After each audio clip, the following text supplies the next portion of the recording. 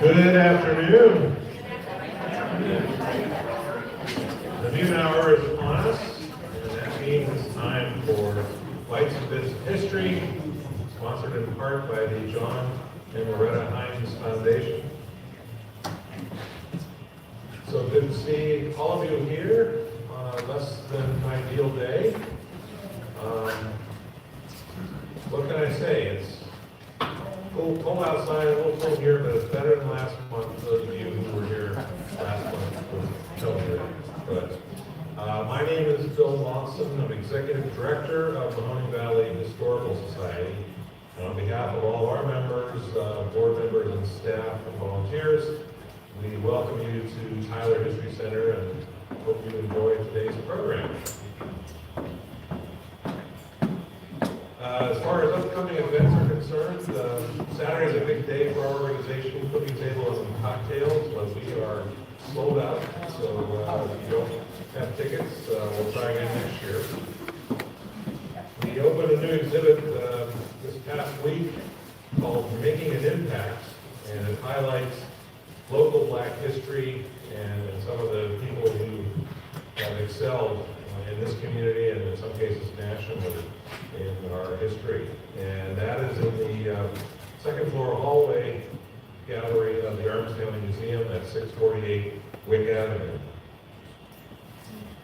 Looking ahead to next month for our Bites and Bits series, which is part of our 150th anniversary, we're looking at our local history pretty much in decades. So next month on Thursday, March 20th, we will have Through the Dark Valley, Youngstown and Mahoning Valley, 1930 to 1939. And that will be presented by Sean Posey, a local historian and journalist. And that's a very, as the title implies, a very traumatic decade here and throughout the country because of the Great Depression, and there was a lot of upheaval and tension, and both nationally and internationally leading up to the Second World War in the 1930s. A very important period of history for us here, and we're going to talk about that with Sean Posey. But before we go there, today's presentation will be Mahoning Valley's Roaring Twenties. And our presenter will be Tracy Manning, who is Curator of Education for Mahoning Valley Historical Society. She's been in that position since June of 2012. Tracy holds a Bachelor of Arts degree in Religion with a minor in Civil War era Studies from Gettysburg College, a Master of Arts degree in Applied History from Shippensburg University. Both of these are in Pennsylvania. And she studied Secondary Social Studies education at Wilson College. Tracy spent 6 years working for the National Park Service in various parks as an education park ranger before coming here to Youngstown and Mahoning Valley Historical Society. So it's my great pleasure to introduce to you Tracy Manning.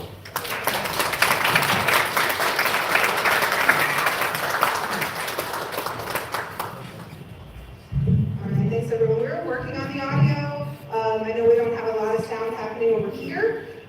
So we're working on it. Hopefully we'll get surround sound at some point soon. So thank you all for being here. I'm kind of overwhelmed by the crowd that we have today. So thanks for braving this weather and joining us. So this entire year we are taking a look at Mahoning Valley history through the decades. So we started 15,000 years ago, and I took on the task of doing about 15,000 years of history through the 1870s. And then I asked a couple of friends and other scholars to come and present on specific decades, thinking that's easy. And then I started researching the 1920s, and I realized how difficult of a task it is to try to condense an entire decade's worth of history into even 60 minutes.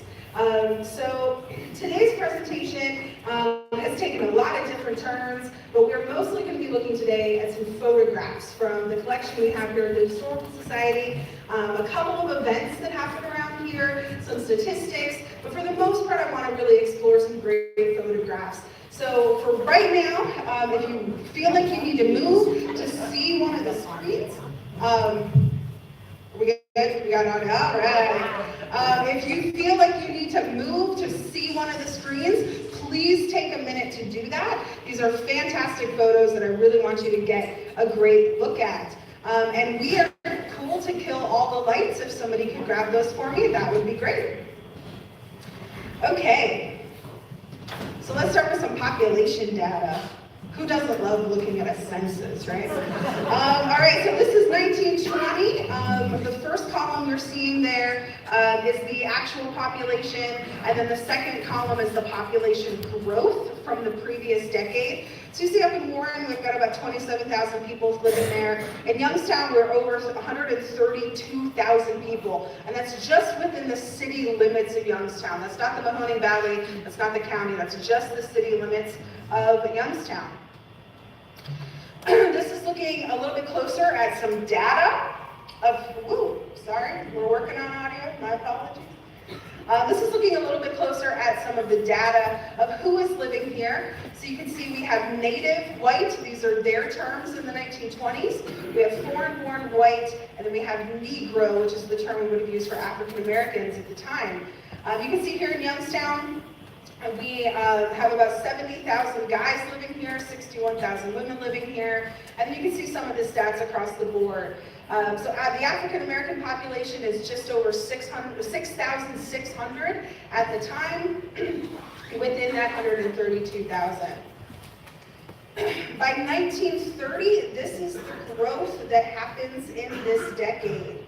By 1930 in Warren, they have jumped from 27,000 to 41,000, and Youngstown has jumped from 132,000 up to 170,000 people living here just within the city limits. So in 10 years, an absolutely massive population jump of almost 40,000 people just within the city of Youngstown. Pretty intense, right?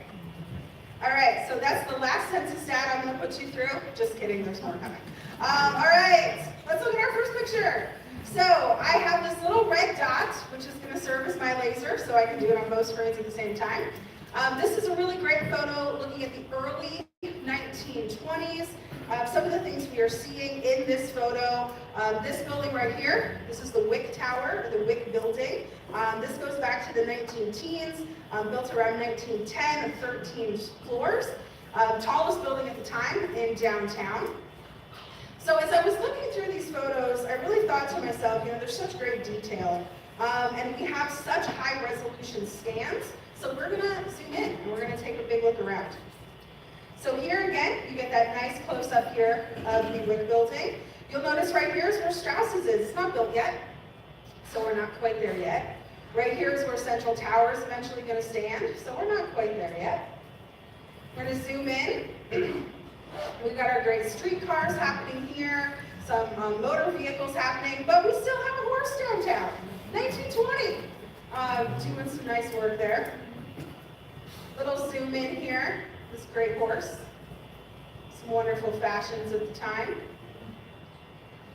And then here we have a streetcar, a trolley line car that is heading out to Idora Park. So you can see that here on the window, and you can see it here in the front. So this would be a trolley that's heading out to Idora Park. You see a lot of people getting on the trolley, a couple people getting off the trolley back here. So this is very much in the early part of the decade.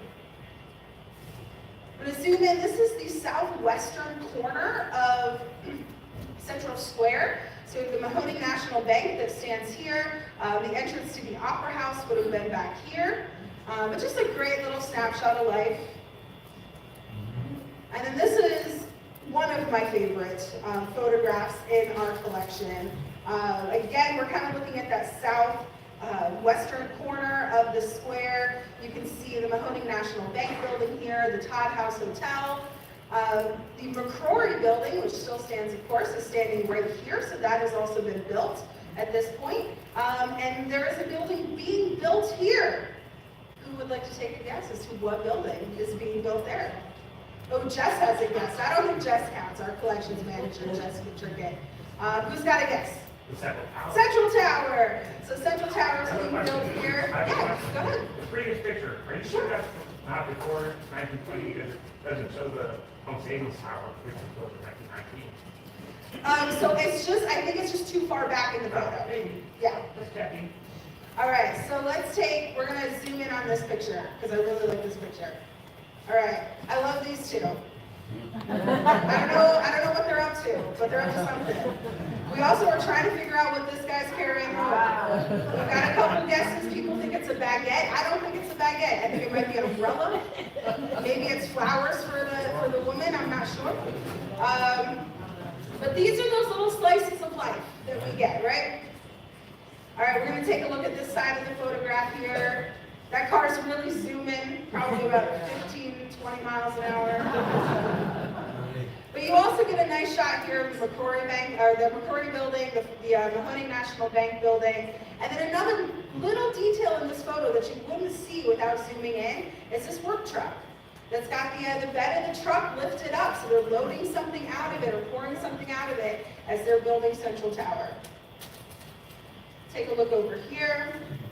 And then I'm going to zoom in on some of the streetcar trolley staff, which you can see standing right here.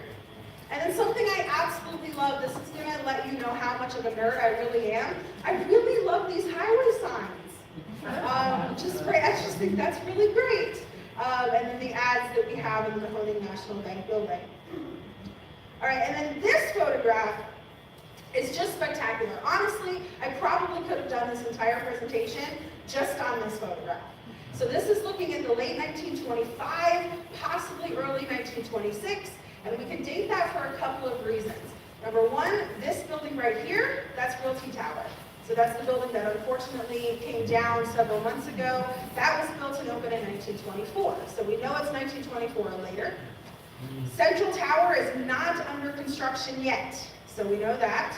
But there is something under construction just past the Stambaugh building, which is this one right here. Any guesses as to what is being built over here?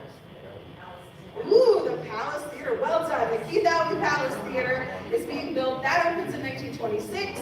So this photograph dated between 1925, possibly early 1926, but there's really good foliage on these trees. So I'm thinking maybe summer of 25, possibly spring of 26, but that's my guess. You can also see a couple of other things here. You can see that we have the old cathedral up here. Over here is the Rayan School. It still stands. All right, so, and then a couple other things here, City Hall. Here's the courthouse, thank you. I was like, that word just went out of my brain. All right, so I just wanted to zoom in a little bit here. Here we have the Mahoning National Bank building. And then there's the construction of the theater, the Stambaugh building there, the Realty building there, there's the Dollar Savings Bank building there. We're going to go to the other end of downtown. This is looking west on East Federal Street. So all the way in the back here, kind of in the shadow, that is going to be the Home Savings and Loan building there. They are building Central Tower here. Here's the Realty building. Here's the Stambaugh building. So we're just going to do a little zoom around this photograph as well. So some of the downtown shots, there are a lot of dentists downtown. I don't know if people just had bad teeth or if dentistry was like really taking off, but a lot of dentists downtown. So we'll kind of keep zooming in a little bit. And all of these photos are digitized in our collection downstairs. If you are interested in looking at them, kind of diving in like this and really zooming in and seeing that detail, you are welcome to visit the archives and do that. All right, so here is that Keith Albee Theater. This picture is dated March of 1926. You see that it is built, ready to go. We're big fans of when they write stuff like that on photographs. Makes it nice and easy to date. So some information about that particular theater. If I can find it in my 98 pages of notes, that's not a lie. There are 98 pages right here. All right, so this is one of Youngstown's finest theaters, originally known as the Palace, in the Keith Albee Vaudeville Circuit, built in 1926. This vaudeville house was operated by the Keith Albee Vaudeville Circuit, like I said, hence the name, the Keith Albee Theater. Now, the vaudeville world kind of falls out of fame in the 1930s when it is renamed the Palace. and it is turned into a motion picture theater showing movies, of course. And in 1966, this theater came down. So that is a little history of that. I'm going to just give you a little interior tour. I know, right? Woo. It's pretty good. And then here's a shot of the stage. Here's one of the lobbies here. You're just looking out into the crowd. All right. So here we are looking south on Market Street. So some of the key landmarks here, of course, are the Mahoning Courthouse here. This would be the kind of the south end of the Todd House Hotel, right here at the edge of the photograph. You've got United, was it United Steel at the time, Bill? United Engineering and Founders. United Engineering and Founders. That's why we like you both here. All right, so there's a lot of stuff in the 1920s. That's a lot. So we're going to zoom in a little bit here. We've got a barbecue restaurant happening. That sounds kind of fun. Or maybe that's a barber, but it looks like it says barbecue. All right, we've got over here. I really like this guy in the back of the truck. What a moment, right? This photographer just capturing this great moment 100 years ago. And we're going to zoom in at these ladies over here. Just fantastic. And again, the street signs, I don't know, it's my new thing. All right, and then here, this is probably becoming one of my favorite photographs in our collection. The detail is just fantastic. So this is kind of a straight-on shot of building Central Tower. You can see the architect there, Morris W. Scheibel, being built by the Heller brothers. This is an Art Deco just masterpiece. If you've never taken the time to really look at the details of Central Tower, you gotta do it. Not today, it's cold. But take a good day when the weather's really nice and you can stand outside for a while and just really take a look at the details of that building. So we're gonna zoom in on this one a little bit, but here you get a great shot of the McCrory building here. The McCrory building is L-shaped, so it goes back and then it actually tucks out behind this building as well. And there's the Mahoning Bank building there. So when we zoom in, just some wonderful details, right? No parking signs. So that's similar to today, right? Right in front of the bank, not a lot of parking anymore. But here we go, the building being built by Youngstown architects, contractors, and labor. The new home of the Central Savings and Loan Company and the Central Bank Company. We've got the contractors and the architect here. Just a really fantastic photograph building that building. And then as we zoom in even more, back here on the Mahoning National Bank building, you see some of the offices that occupied the upper floors. So whether it was the tailor, there's an X-ray doctor's office over here, there's some real estate offices here. So just giving you an idea, kind of a slice of life in this photograph. And then this is from late in 1929. So the building has been built. You see it's kind of towering over Central Square. Also a great shot of the Realty building tucked back in there. And then as we zoom in at the bottom of this photograph, this is dated to August 16th of 1929. You've got the McCrory building here. They're still doing a little bit of work on Central Tower. A dentist's office again, because why not? You've got the Commercial National Bank building here. It's just really wonderful photographs. This is, yes, okay, I'm 6 days into Sean Posey's 1930s, but he's going to allow me to do that. I wanted to give you just the other angle of looking at the building from Central Square. You get the sense of the L shape of the McCrory building here, and then some of the first floor retail spaces that were in that building. All right, we're going to come down Federal Street a little bit, take a look at McKelvey's here. Now for most of these pictures, I'm really just going to kind of go through the photographs. There's a lot of information, of course, but for the most part, I really just want you to get a chance to look at these particular photographs. So this is where the Voinovich building is today, the Mahoning County Children's Services building. But you can also see some detail back here. We're going to zoom in on that. So we've got the Dome Theater here, and then the Liberty or the Paramount Theater. So that opens around 1917, but it's going to be renamed the Paramount when they take over. So just another great photo. So we're kind of looking the opposite angle here. So again, you can see the Pelvis from the other side, the Dome right here, the Liberty here. But a great shot of the streetcars, the trolley lines. All right. We know this one, right? So that's the Strauss building. So this is kind of the new home for the Strauss-Hertzberg department store. This is happening around 1924, when this building is going to be under construction and then open 2 years later in 1926. We have some really fantastic photos that are going to take us inside this store, and they are from the 1920s, so I lucked out. All right, so here we have some great store displays out front, but you also get a sense of the details of this building that are still there. So take a moment on a nice warm day, go downtown, look at the details of this building. My favorite thing about the Strauss-Hertzberg building is the SH that is carved into that terracotta plaster, whatever it is, that is kind of right above the keystones in each of the archways.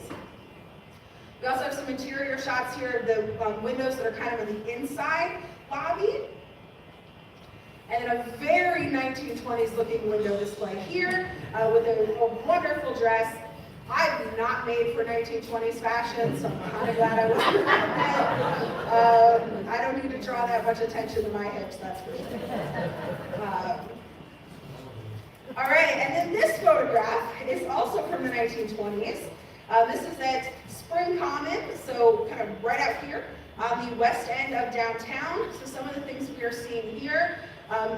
Bold right in the middle is the storage company.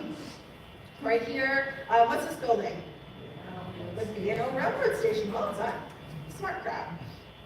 Tough to see today because there's so many trees around it. And how many people knew there is a river that flows right through downtown Youngstown? Because there is. I can't tell you how many people I know that live or work downtown and don't realize that there is a river that flows right through it because of the trees, because of the growth, all of that. So we're going to zoom in on this one a little bit. Any guess what building that is?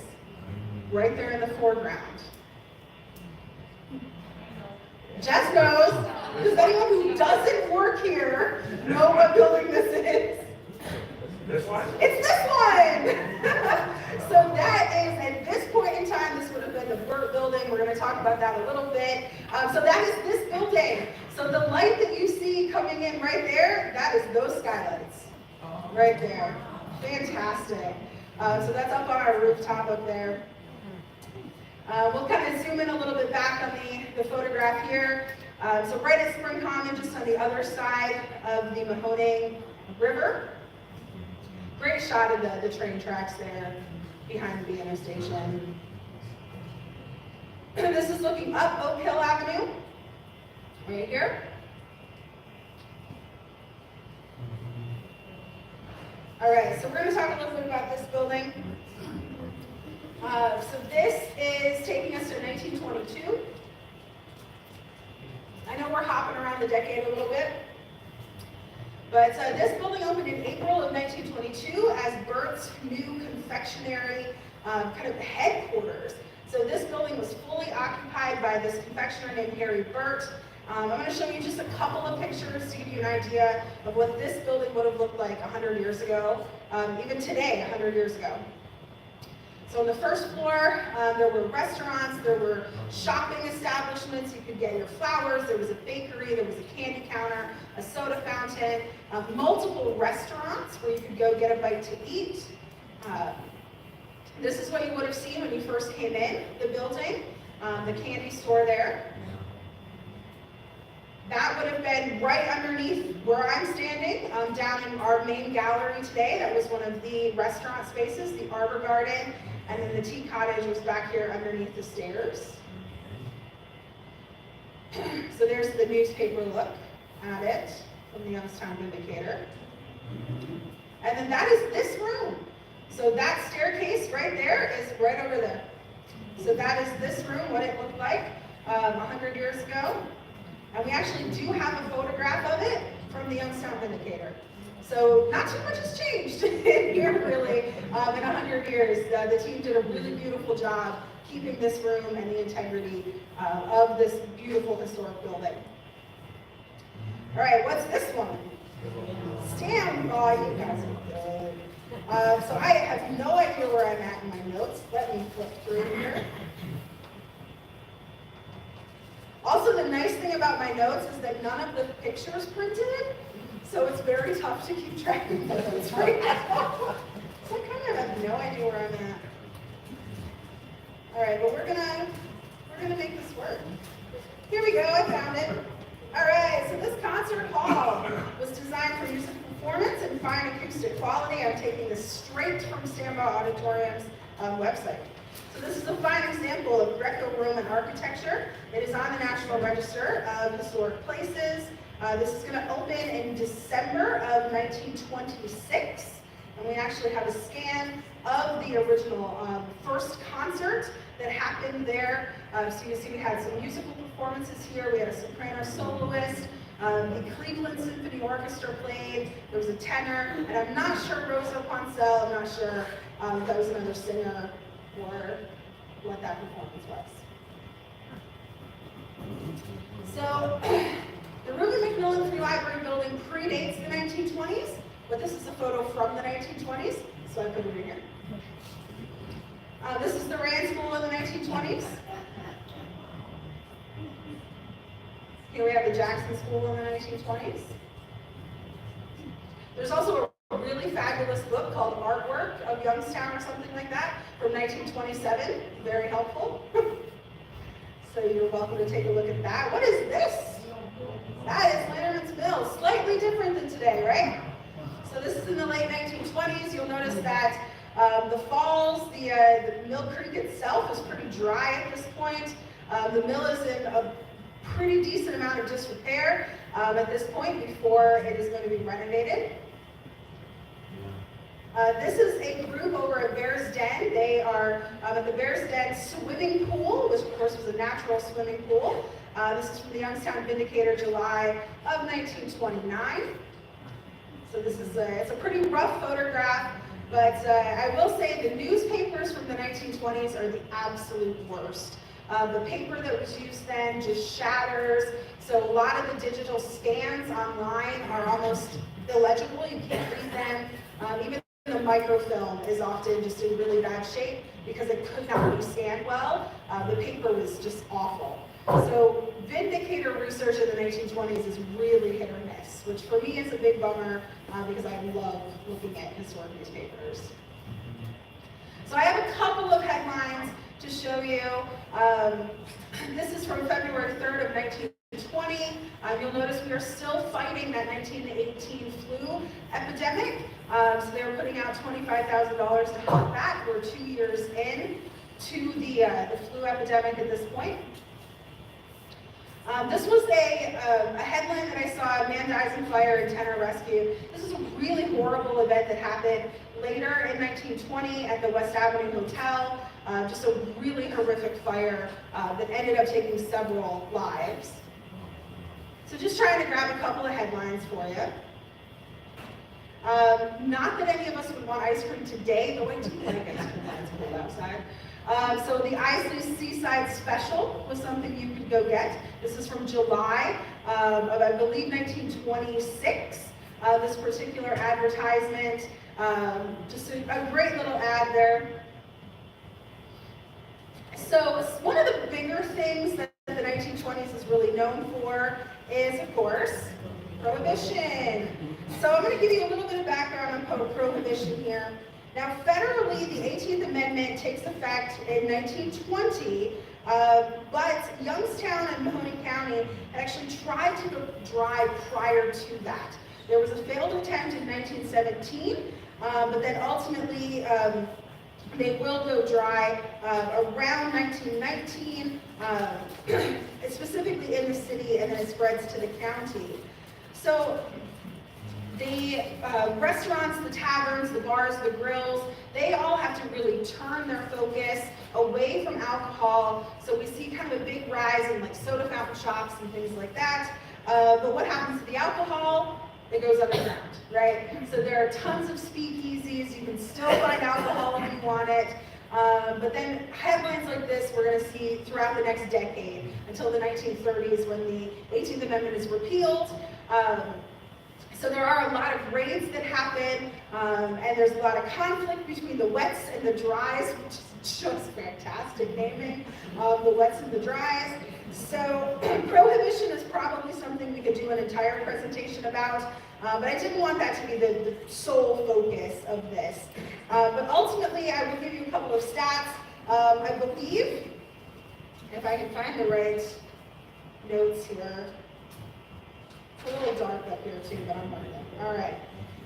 Here we go. So in I'm going to go back a little bit. In 1878, there were 60 saloons, which is one for every 187 people. People, not just adults. People, okay? By 1909, there are 296. And in 1910, saloons outnumbered grocery stores. All right. So big changes when prohibition happens. Of course, they drank way more than we drink today. But throughout Prohibition, people kind of learn about alcoholism, they learn about that. So the drinking rates do go down once Prohibition is repealed. A couple more newspaper things to share with you. I found this, and at first I thought I was going to be really offended by it, to the woman who drives a car, right? Come on. But it's actually a pretty nice ad. So this is coming from a company that just wants to make sure our car's batteries are ready to go at all times. But of course, saying it to the women. So some of the advertisements, I could have done this presentation purely on ads from the 1920s. I could have done it on ads from 1924, right? Like they're just spectacular. All right, I told you we weren't done with the census. So what we are looking at here are the 4 years in the latter part of the decade. These are the average hourly entrance wages. So we're not talking about you've been there for 5 years, you've been there for 10 years. We're talking about your entrance wages. And you can see for industrial work, you're making about 42 to 43-ish cents a day. Yes, it's in cents, right? In cents. Remember, inflation is a thing. I'm going to put this in today's money, so hang on with me. So for the most part, folks are working 6 days a week. 2 days off is kind of a new thing because of labor strikes and workers' rights and all of that. So when we take into consideration inflation over the last 100 years, this ends up being about $7.40-ish in today's money, which is basically minimum wage, right? So these folks are basically making minimum wage. In their 6-hour work week, it's going to be about $800 a week. But let's think about it. In today's world, even a full-time minimum wage job, you can barely survive on that anywhere in the country. When you have to pay your rent, your utilities, all of that. Now, of course, these guys didn't have cell phone bills or internet bills, but they had other things, right? They had to pay their gas bill, they had to pay their electric bill, they had to pay their rent. So even just your main entrance labor job is minimum wage. So I want to show you in the next couple of slides here just some of the disparity that's really happening in the 1920s. So let's remember, they're making about, in our money, $7 an hour. It's about $800 a week. In their money, they're lucky if they take home about $20 to $28 a week, depending on where they fall in this list. So about $20 to $28 a week. And then you see ads like this in the newspaper. You could get a full suit of clothing for $35. More than your entire week's pay as an average laborer at the time. Now for an industrialist, not a problem, right? For the folks living on Wick Avenue, no big deal. But for people living in Christ Mission, living in East Youngstown, living in places like that, this is more than a week's worth of work to get something like this. So everything you just saw in those downtown photographs, the theaters, the restaurants, all those great things, now we're going to take a look at the rest of it. So here are those fancy houses, right? So we have places like Forest Glen, down in Boardman, Wick Avenue, Crandall Park. This is where the money lives in town. And then we have places like Christ Mission. So these are tenement housing in the 1920s. And we have some absolutely wonderful photographs from Christ Mission of what life was like for folks that are living, could be 10 or 13 people living in maybe a 4-room house. So this is the east end of downtown, so looking right about where the post office is today. And I've got a shot that's going to show you kind of where it's at in a minute. All right, here's the playground, the north playground at Christ Mission 1920. I'm not sure what that says prior to gang. I would not mess with these kids. But that's Christ Mission. So we just saw those houses, and that's where these guys are living. Here we have the pool on a hot day. I'm sure that was heaven, right? And just a great photograph, just in and of itself. This might be my favorite one, though. Little sack race happening here. Just wonderful, right? Don't you wish you could just get like a minute with one of these kids? Just ask them, like, how's life? How's it going? Here we have one of the slides or the swings at the playground. You could not, I would not have done that. I would have been so sick. So this is giving you kind of a vantage point of where we're at. So here, we are looking downtown. So you can see some of the buildings here in the distance. And then this one is, I think, a little bit better. We're looking kind of to the south, slightly southeast, and that is Republic Steel. So those are the stacks from Republic Steel right on the riverbank. So this is from the rooftop. That's what that tenement housing looked like. So slightly different than Millionaire's Row, which is less than a half a mile away on Wick Avenue. Slightly different. This is another photograph from the 1920s. Obviously out at Idle Park. Let's take a look at some Black history at the time.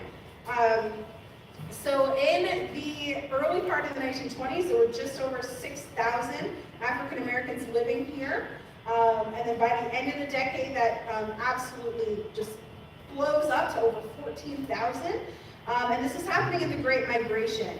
This is a moment in time in history where so many African Americans are moving up from the South.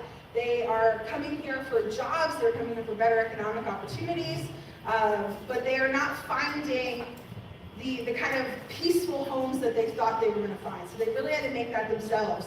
So this is the Belmont branch of the YWCA. It's opened in the 19-teens. This is a photograph, hopefully from the 1920s. Could be from 1919, but it's okay.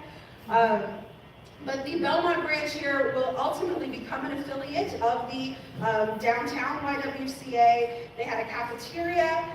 They had the living room that you see here. And this was really a place for young Black women, young Black girls to go to have community together, to have activities. There was a cafeteria. They would do community service, play games. You see reading and music there as well. So really a wonderful community center there at the Belmont branch. This is a photograph of the congregation of Reed's Chapel. This is started in the late 19-teens, and then ultimately by about 1921, they're going to raise money to build a one-room chapel. And then this is the congregation from the 1930s, or excuse me, from the 1920s. This is a photograph of the Booker T. Washington Settlement football team, so slightly different than our football photos today. The Booker T. Washington Settlement, this predates the YMCA that stood on West Federal Street. So that kind of transitions from the Booker T. Washington Settlement to the West Federal Street YMCA around 1925.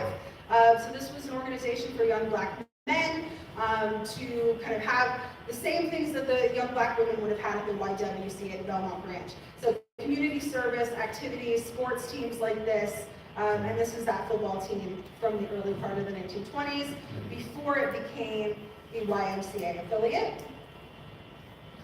This is Toad Harris and her band.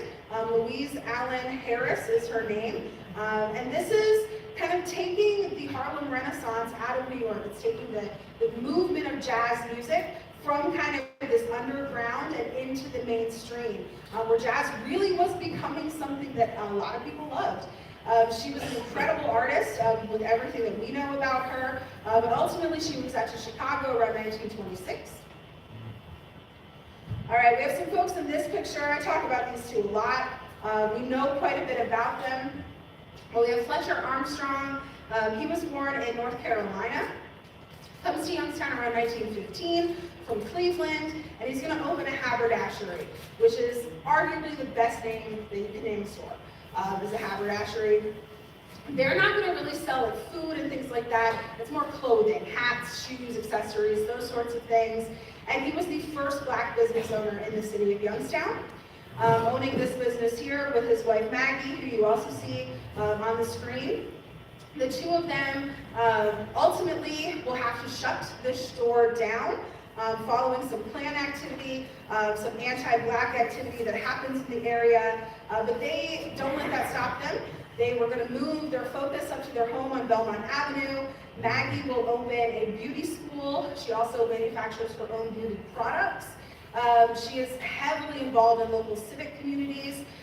She is also the first president of a local PTA, a woman president of any local PTA. So just a fantastic couple. If we were talking about any other decades, we've talked about their children quite a bit as well. So really fantastic family. I tend to refer to them as just titans in the local community. This is the general store of Allen Hood in the 1920s. So this was just a little bit further up West Federal Street in the 600 block, or the 500 block, excuse me, of West Federal Street. In this general store, they would sell cigars, cigarettes, they would sell a little bit of food, things like that. They ultimately will also have a barber shop and a beauty school as well. Hattie Hilson also opened her beauty shop in the 1920s.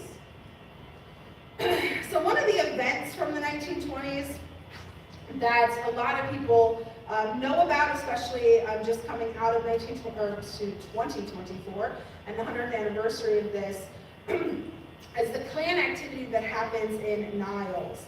So I'm going to do my best to kind of summarize what happens there. So the Ku Klux Klan are really focusing on Niles because of the Catholic population. And you're thinking, Catholic, but it's the Klan.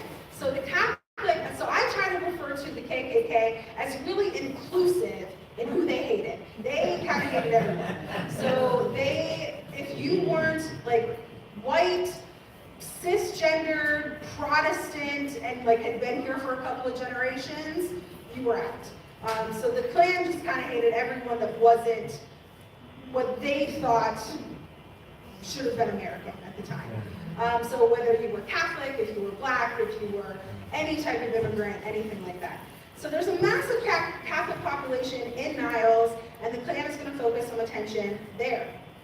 So they're going to organize a march in May of 1924. They attempted another one in June of that same year, but the marches met with great resistance and actually had to be canceled due to the violence that was kind of starting to happen.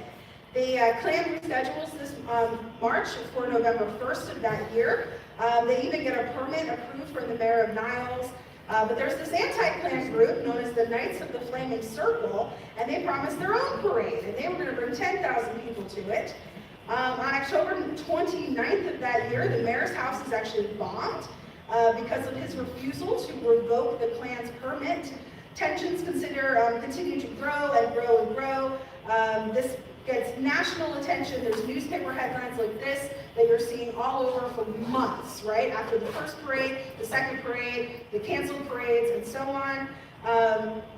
Ultimately, the city will plead for assistance as the rioting starts. There's 18 hours of rioting. Control is finally brought into town Youngstown, though, they have 10 days of martial law following this in 1924. And between both the Klan and the anti-Klan participants, 104 people are indicted after this riot. So just a huge event that happens in Niles, a really important event as well, when you look at the pushback that the Klan is getting. Now, these two photographs are not from Niles, but these are Klan rallies in Ohio at the time, just to give you an idea of kind of what that looked like in the 1920s.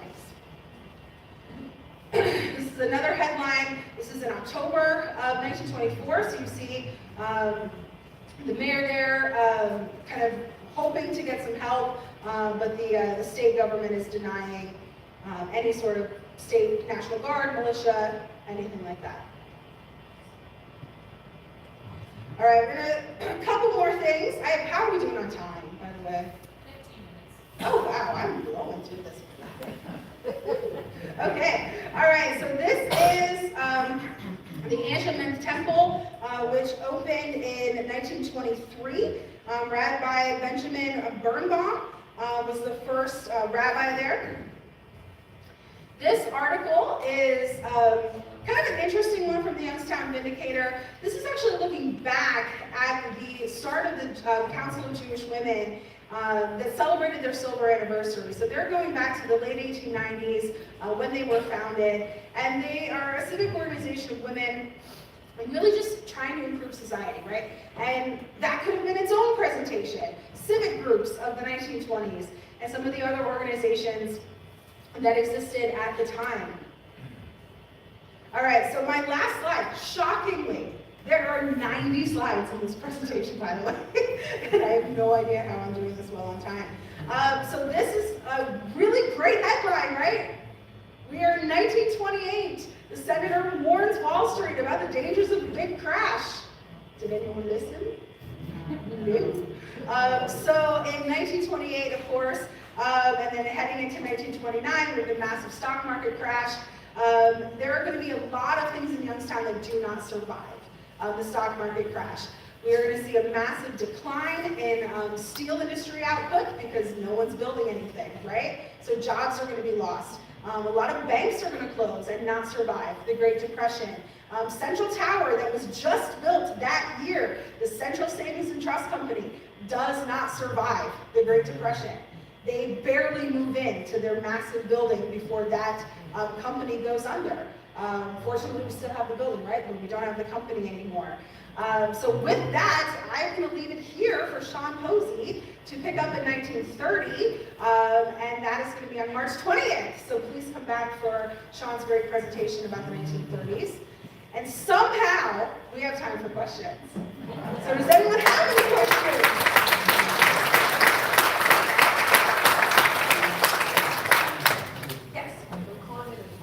Sure. Our grandfather was the Klan's situation in Niles. My father told me that our grandfather would carry a gun, he was an Italian immigrant, to walk to work because the Klan activity affected everything. But my question is, I noticed a lot of cars, people had cars. The average income, I don't know if you know this, was it in this area higher than the national average, or? No. So the question is looking at average income nationally. So when I was looking at those stats, they're pretty similar across the board with industry. So depending on if you were a farmer, of course it's very different. But industrial wages are about the same across the board, especially here in what we would today call the Rust Belt. So kind of Cleveland, Pittsburgh, Youngstown, Chicago, that's all pretty similar. And so the question about cars, when we kind of take a step back and you think about where certain communities pop up, where's the heavy population? It's right near the mills, right? So those people living in Christ Mission or living on the east end of Youngstown, they can probably easily walk to Republic Steel. If you're living in Briar Hill, if you're living in Struthers, wherever you're at, you're within walking distance. So the people that have cars, they have to drive places, or they're able to, right? So you're not going to see cars for the people that are like your average mill worker, because they just can't afford it. But they also kind of don't need it, right? They can walk to work. So that's a really interesting thing to population centers happen tend to be within walking distance of the major industrial areas. Yes? I noticed on that first statistics slide. Sure. There was Native Americans, and the numbers are quite high. So native just means that you were not an immigrant. So you would have been probably one, maybe two generations had been here. So we're not talking about indigenous people. We're talking about native-born white people, which would be like your ancestors had been here for one or two generations. Okay, so, Yeah. so there was a column that was men, women, white men, women, and then it was Native, so was Native just part of that? Yes, that's within the total white, because there's also foreign-born white. So if you were like an Irish immigrant, you would be a foreign-born white person. And then if you were like a German immigrant who had been here for 50 years, and your ancestors had been here for 50 years, you would be a native-born white person.